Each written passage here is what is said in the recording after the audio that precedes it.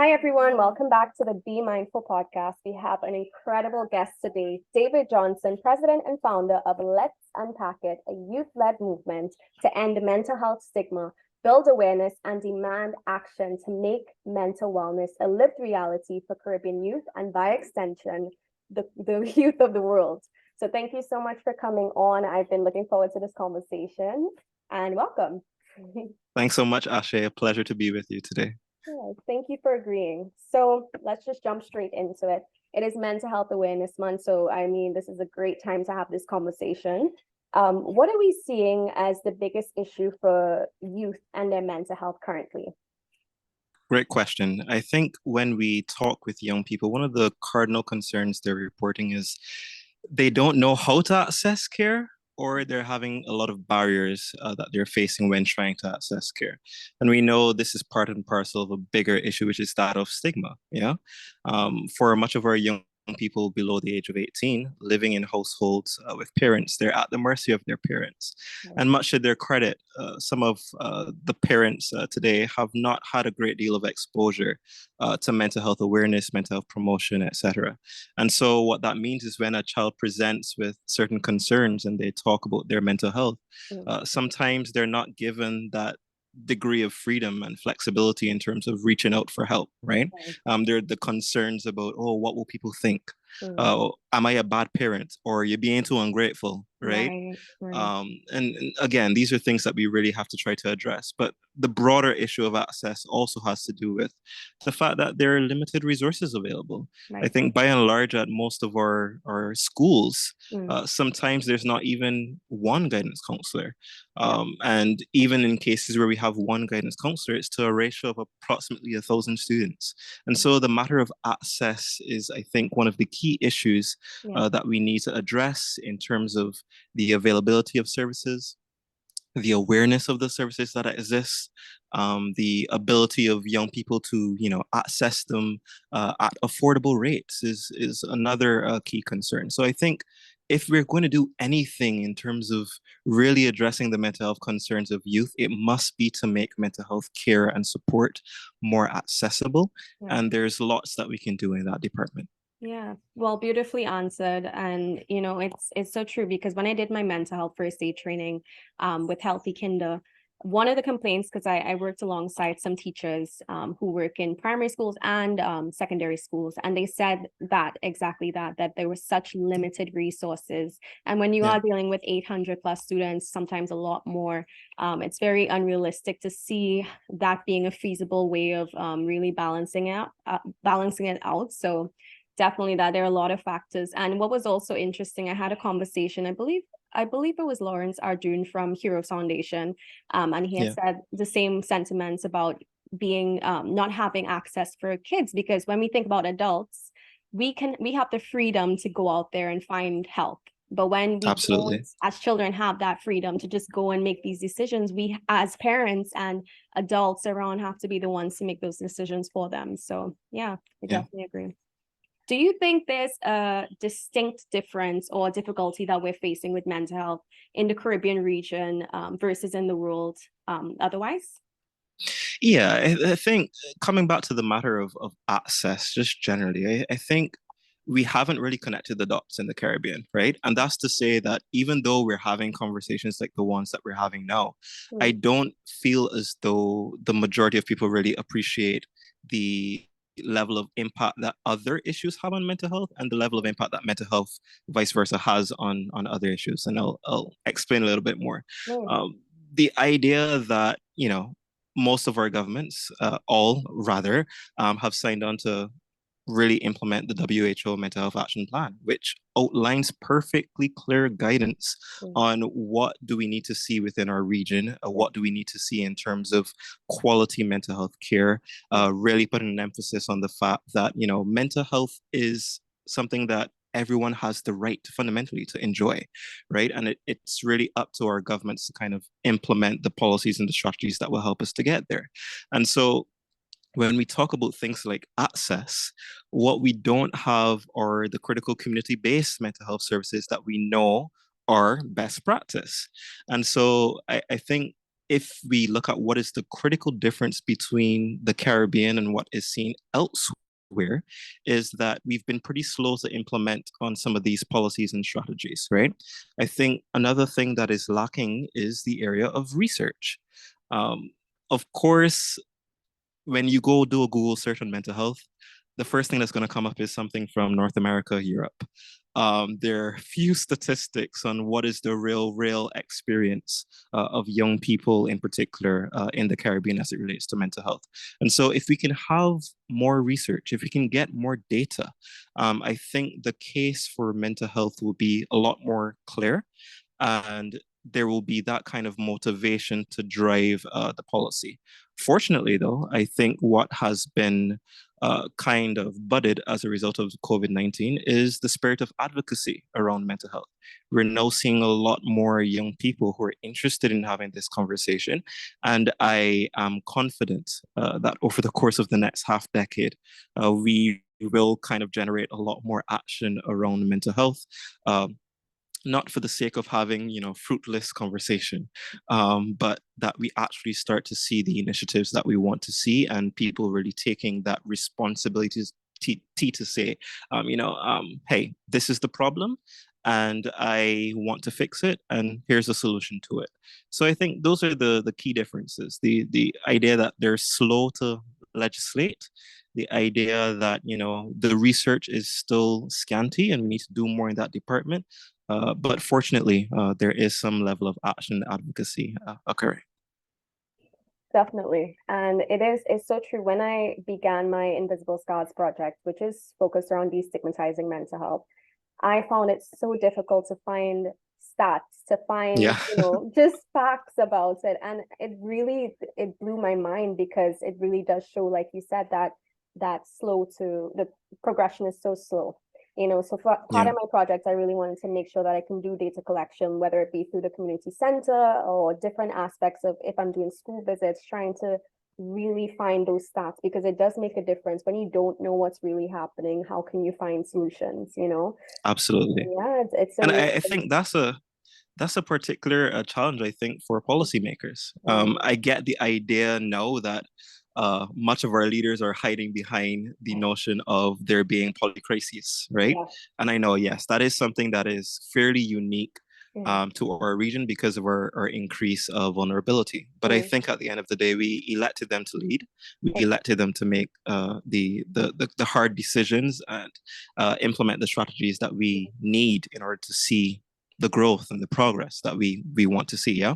And so I think as it relates to mental health, the challenge or the uphill battle really is mm, going to be, how do we communicate to policymakers about what are the core issues? How do we tell policymakers this is exactly what young people are struggling and mm, are dealing with? I think, unfortunately, it's not going to be sufficient for us to just make the case as young people mm, without those stats, right? right, It's not going to be sufficient to try to argue that this is important mm, without you know e- establishing, okay, what is the return on investment if you exactly, put this much into mental health?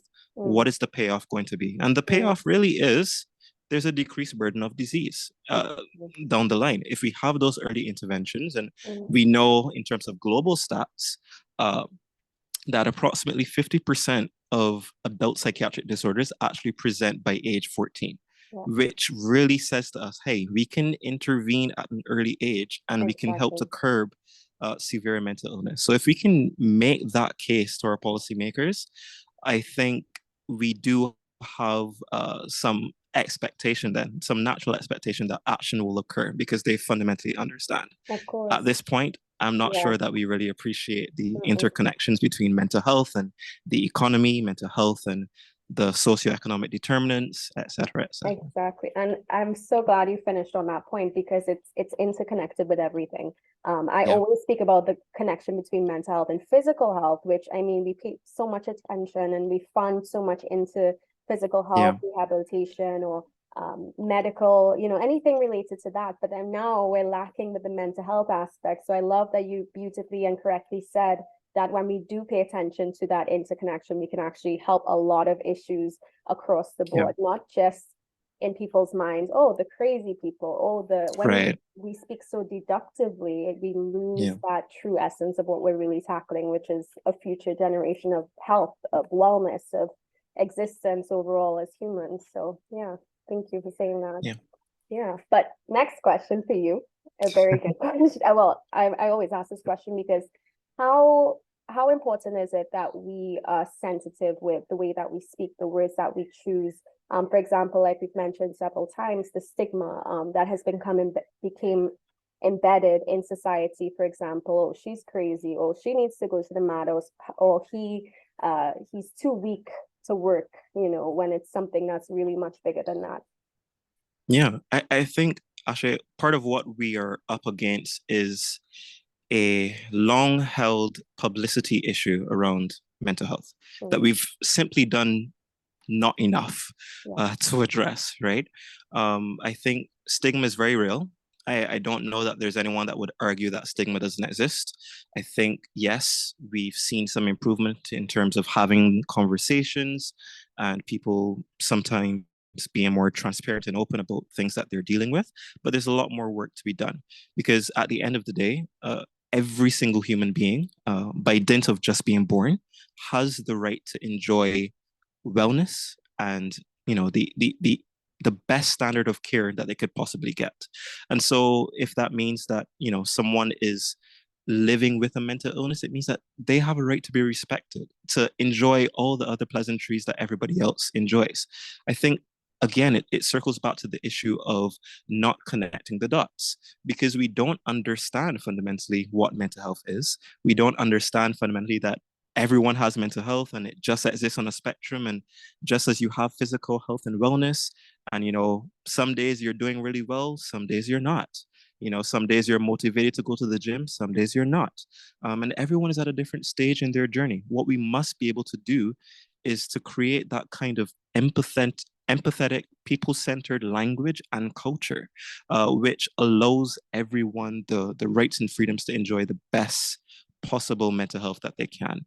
And so if you ask me how important it is, it's absolutely crucial.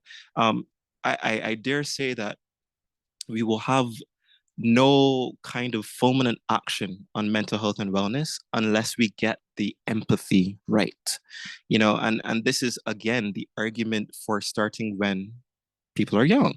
If we can get into the schools and teach our young people, hey, it's okay to feel. We can teach our young men it's okay to cry. It's okay to express what you're feeling. And, it doesn't make anyone less than or weak, you know, on account of them not being at their best today, on account of them having a mental illness. I mean, at a very elementary level, when we talk about things like diabetes and hypertension, right? These have become, normal discussions to have in the sense that someone comes up to you and they feel free and able to say, hey, I went to my doctor last week and it turns out my pressure is high. I got pressure. Right.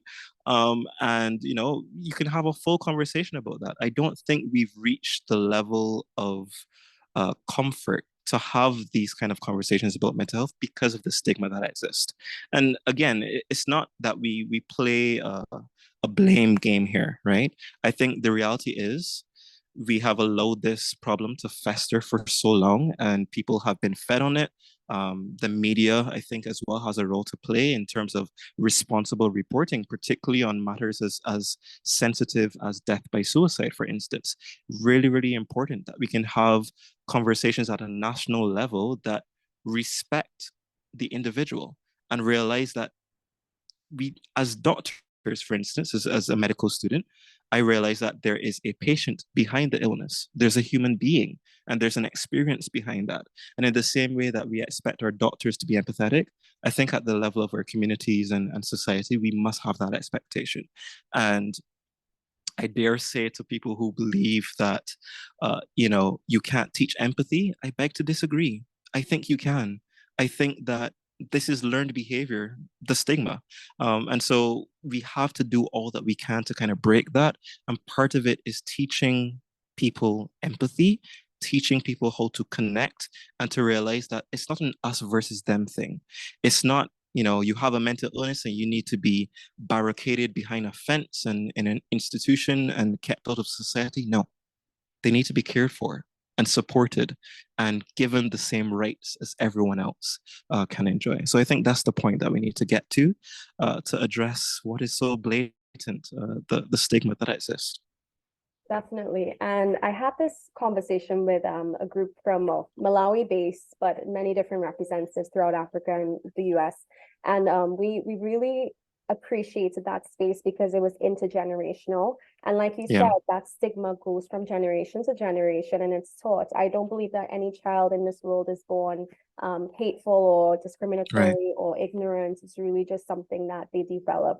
And so we have to make sure that we develop them in a way that does have empathy and open-mindedness to be accepting of others and their situations and circumstances. So yeah, I definitely agree with what you said. And on what you said, how do we initiate these conversations then? I know, something as simple as, hi, how are you feeling is a great way, but what is your insight on that? Yeah, that's a great question. And I just want to circle back to the last thing you mentioned about the intergenerational solidarity around this very critical component.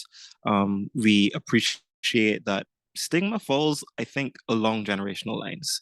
Very unpopular thing to appreciate, but uh, it is what it is. I think more now than ever, young people are passionate about mental health. We want mental health. We want our right to mental wellness. And so I think naturally, on account of the fact that I think in the Caribbean, we're very obsessed with this thing known as the struggle and strength, right? And I think we've kind of defined them in the wrong ways. On account of the fact that through operant conditioning, we've come to say, okay, well, to be strong, and who do I view as strong? My parent is strong. My parent has to go work and, they juggle all of this and they have to muster all of this resilience. And these things are good. But at the same time, what we've observed and kind of attached is like quite arbitrarily what strength is, has been that you must bear it all and carry it all alone and hide away in behind closed doors and deal with it all alone. Very counterintuitive when we talk about mental health and mental wellness, because the idea of community and support is so crucial in terms of maintaining that. But in terms of the question that you proffered in terms of how do we initiate these conversations, I think there's a multi-layered approach to it, right? On an individual basis, I think just simply getting over that level of awkwardness around the matter of mental wellness, right? And so something as simple as the question, how are you? This is something that I think we need to teach people all over again, because we've done this thing now where how are you is a greeting rather than a genuine question, right? So we say, how are you? And then walk by. Like, how do you do that? If you really cared how I was, then you take the time to listen, right? I think that's really important. Like, that's a key area to start. Just saying, how are you? And waiting for a response. And when your friend says, I'm fine, probe it a little deeper. Okay, yeah, I get that. You said you're fine, but how are you really? Right? And then allow that awkward pause. And you'd be surprised what your friends say after that. And if you've taken note of something, for instance, we all know when our friends have pulled away, we know the stressful seasons that they're going through. Probing that and showing that we care. Something like, hey, I know that you're in the midst of exam season right now. How are you coping? That's a wonderful question to ask someone and such a signal that you care about them and you care about what they're going through and how you can be supportive, right? And then if you've noticed something like they're becoming withdrawn, hey, Mm. didn't see you at class today, or I noticed that you're not really like yourself recently. Is there anything I can do to help? Is there anything that you want to talk about? And creating that kind of space in which they can be open and transparent with you. So that's on an individual level. I think if we bring it up now in terms of a community level, there's wonderful work that we can do. I think people will start to say that I'm the biggest proponent of community centers now. I think community centers can be the hub of so much activity. And again, room for the interconnectivity that we were talking about before, in terms of being hubs of financial activity, hubs of education, hubs of awareness and promotion and prevention. So I imagine like getting back to what used to be normal 20, 30 years ago, that you have a community center and you have health officials or uh, persons with certain expertise. They come in and they do a training session on mental health. They do a training session on empathy, and they build up resilience. And so I just want to bring in a key issue as well as we start of start to pivot into hurricane season, that we think about disaster and emergency management and preparedness. Mental health as a crucial component of that. I imagine like you recognizing who are the community leaders. If someone is having a challenge, who are they likely to go speak to? Let's train those people in psychological first aid. Let's train them to help others and to respond in the event of an emergency and say, hey, well, I think this person in this particular district needs a little bit more support. Let me connect them with somebody else. And that is what the community center can facilitate. So I imagine that that starts as a conversation, and that conversation can develop into training and advocacy and representation and everything else that we want to see. And then, of course, at the national level, in terms of a conversation, I'll be honest with you. People ask me all the time, how did LUI start? It was a Mhm. dream to have a safe space for young people to come and just talk. Mhm. And that grew into advocacy. And so now we are able to be privy and be part of national conversations. And it started at a community level. It started with saying, hey, there's a need. We're going to address this need, rally the troops, hear everybody's points of view, and we put them forward to the people who can actually make the action take place, right? And so I think across the board, it's going to take a level of confidence and boldness to step out and say, hey, I believe mental health is a priority. Help me to carry this load. And so I think at the end of the day, the crux of it is just getting over that preliminary awkwardness, realizing that yes, stigma is a barrier, but in the interim, people do need help. And we do need people to step into the limelight and say, hey, enough is enough. We're going to do something about this. No matter how awkward it seems, no matter the opposition, somebody needs to be able to start the conversation. And so that's my basic advice. Definitely not basic. It was so extraordinary, definitely, because it's so true on a one-to-one level. And again, we spoke about this on the webinar, Yeah. and it was called "How Are You Really?" You know, so Yeah. it's that because we get so desensitized now. It's like, yeah, I'm fine. I remembered with my mental health journey, there were peak depression episodes I was having, and I'm texting back to my friend, "Oh, I'm good," and I'm crying, and Yeah. that's just like the normal thing to say. Well, I need to battle this in silence or behind closed doors.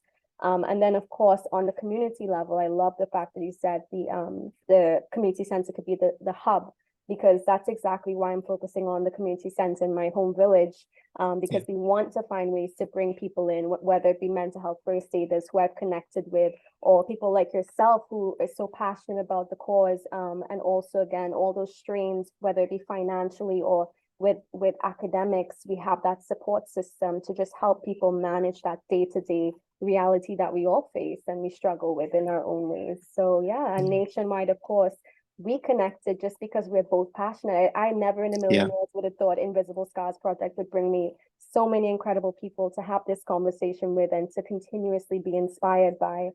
So yeah, no, thank you for that Yeah. answer.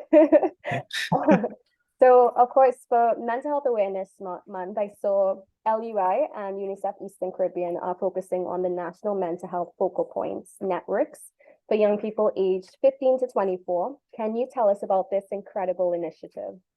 Yeah, I my mind is blown by how far we've come in the course of 3 years and how close we are to launching something at this scale, right? So this initiative really started in terms of planning stages at the end of last year when I would have met with one of UNICEF's representatives in the form of Mr. Bertrand Moses, amazing advocate.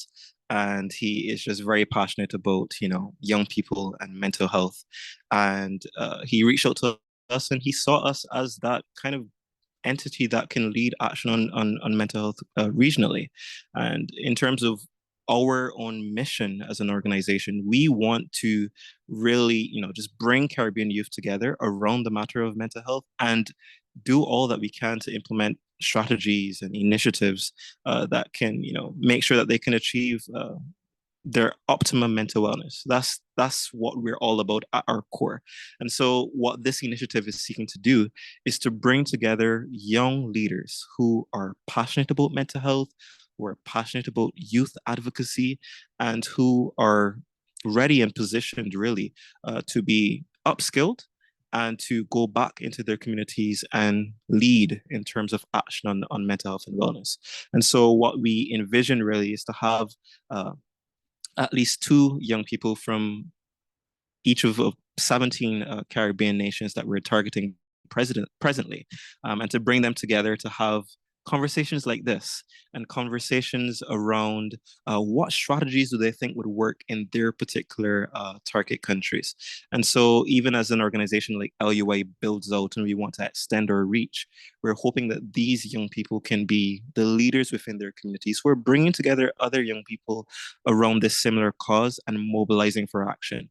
I think there is a perception often that, you know, young people are disengaged or they're not interested in the matters. And I fundamentally disagree with it. When I talk with young people from across the Caribbean, I hear their passion, I hear their ideas, and I hear them being, you know, the future leaders of their communities. And what they really need right now, two things. They need that capacity building in terms of skills development, and they need a platform. And that's what we really want to be able to give them through this particular initiative. We want that when you hear mental health, you know, and you can put a face to it. And I think that again is something that's missing from the advocacy space in the Caribbean that other territories do so well. The essence of storytelling and putting a face to the cause. Because I feel as the more we can make mental health relatable, the more that people can see, hey, you know what? Young people are struggling. You know, they're not just complaining because they want to complain, or they're not, you know, doing something to just add to their CV.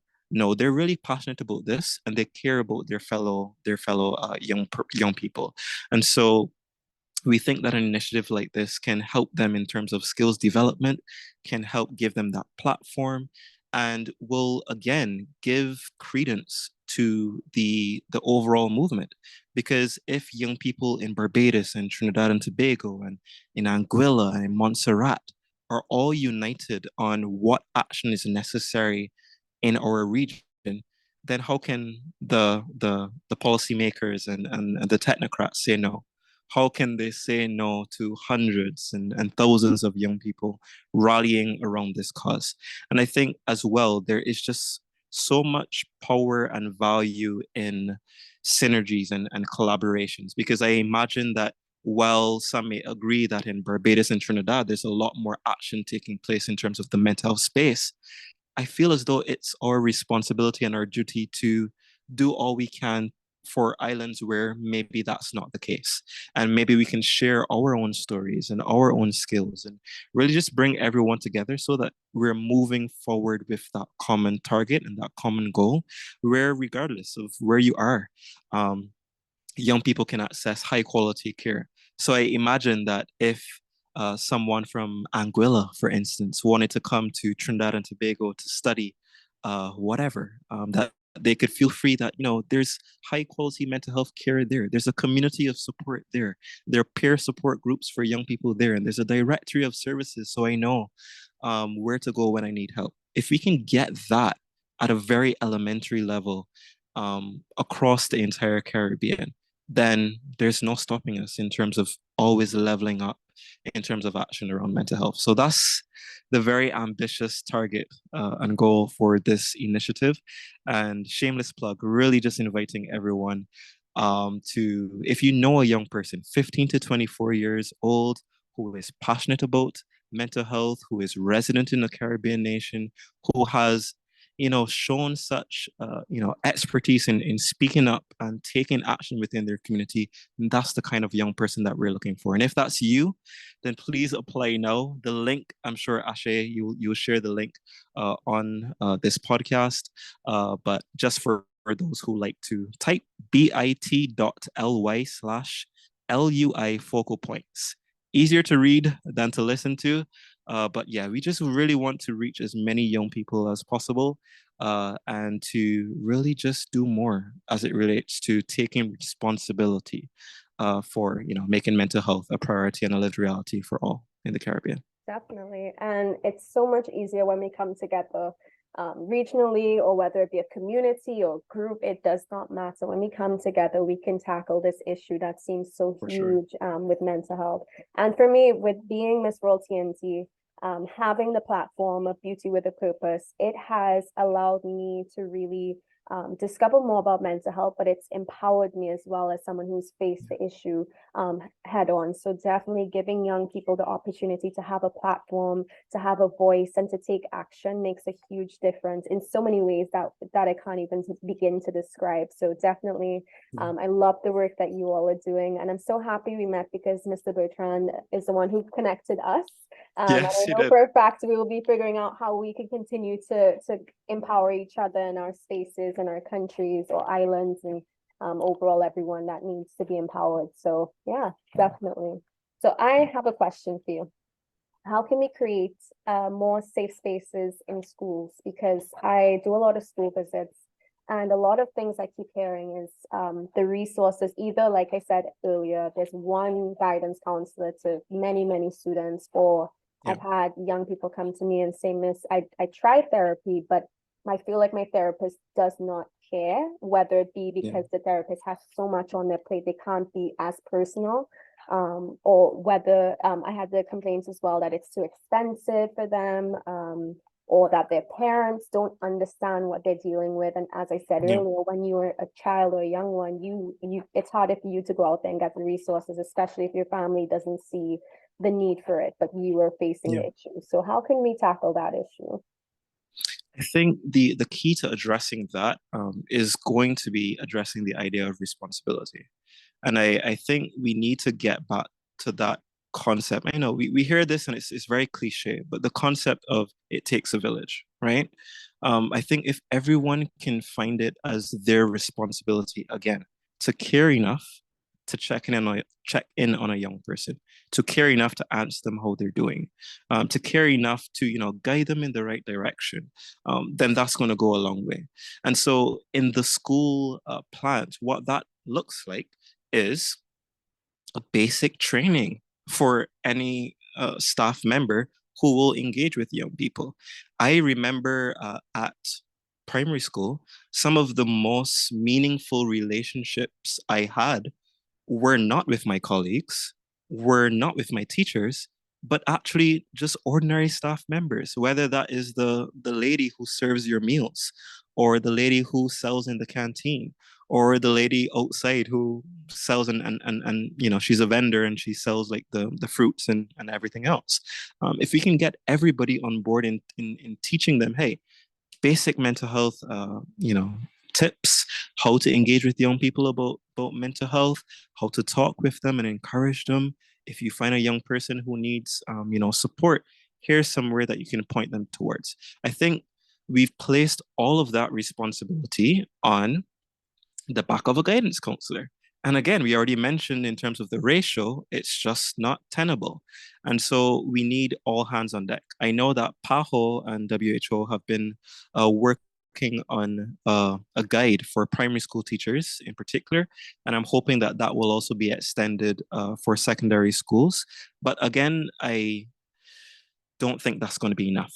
I think we need to have a more targeted approach as well. I remember when I was very young, the whole idea of substance abuse, that was the big thing. We had 1,000,001 programs about that.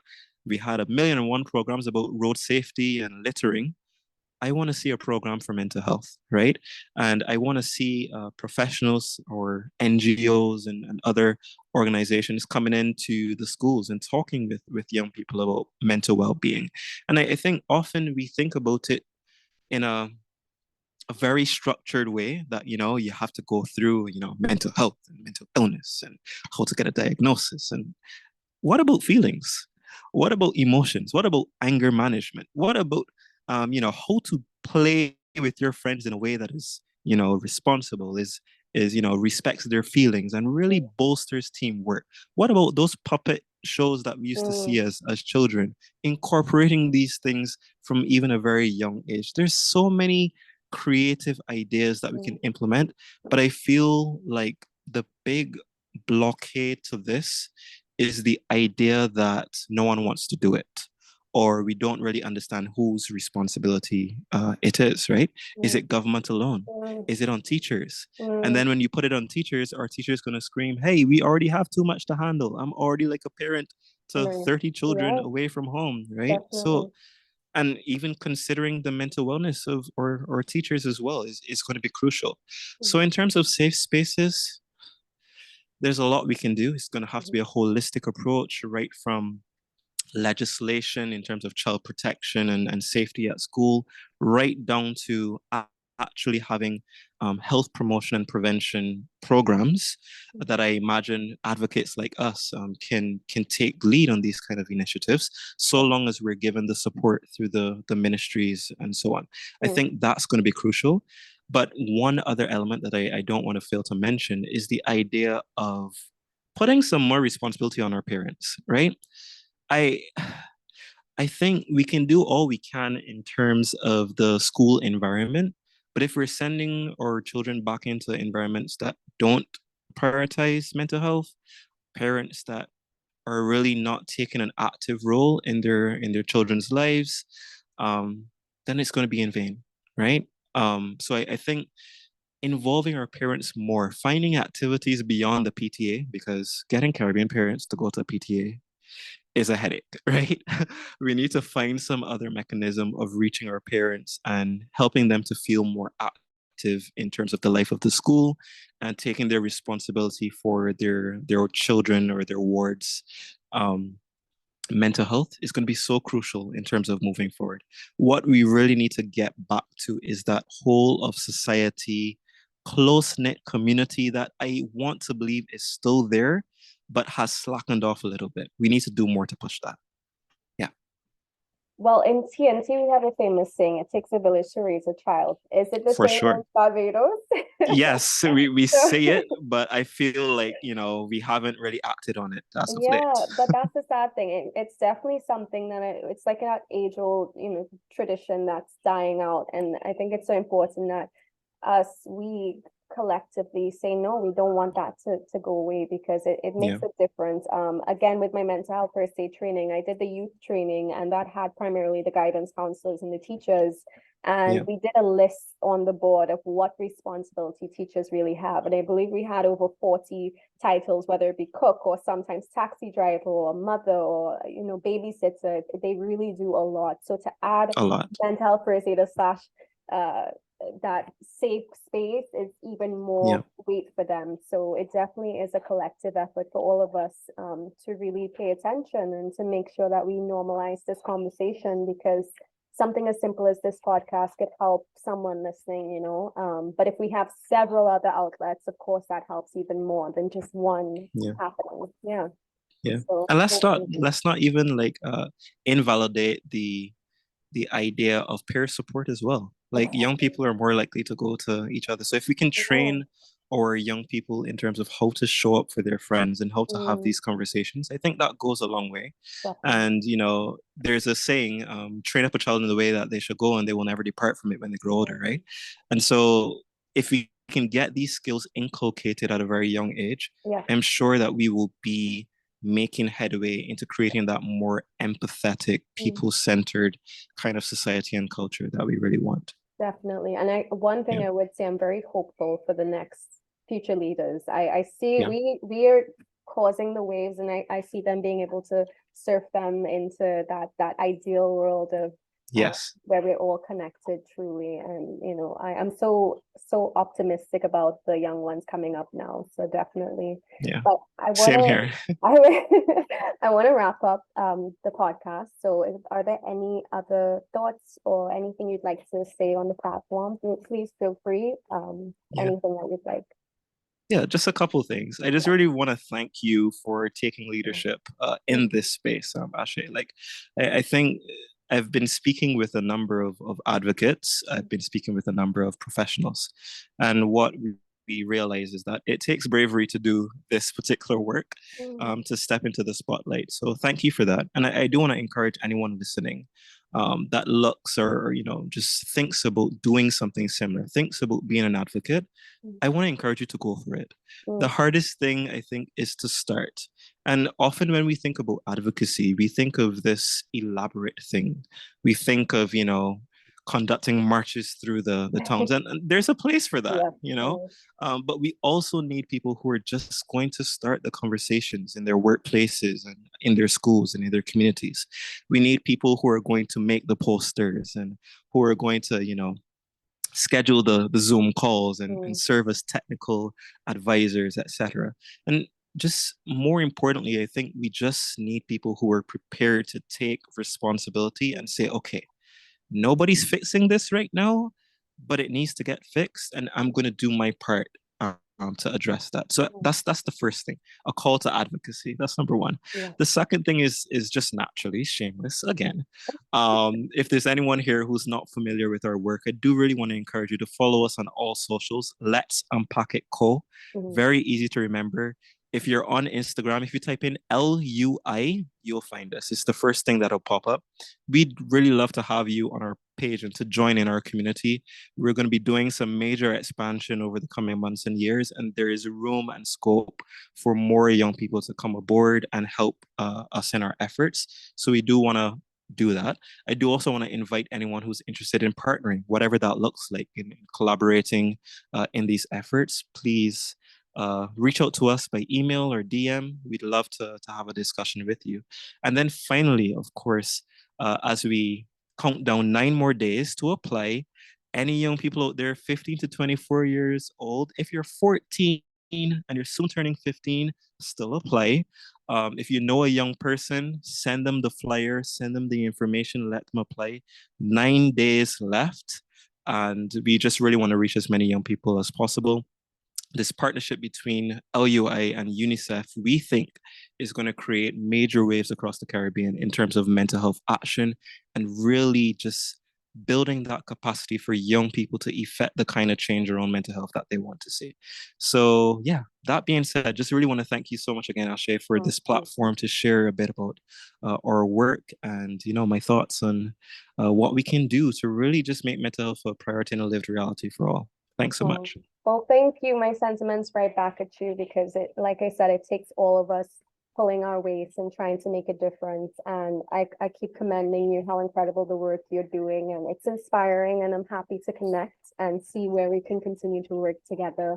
And guys, please, again, go check it out. If you want to be a voice for change, if you want to help with this global issue, please, I know you feel that calling, listen to it and go sign up, or stay tuned and just continue to listen to the Be Mindful podcast as well, because we really do have some incredible guests who are doing incredible work.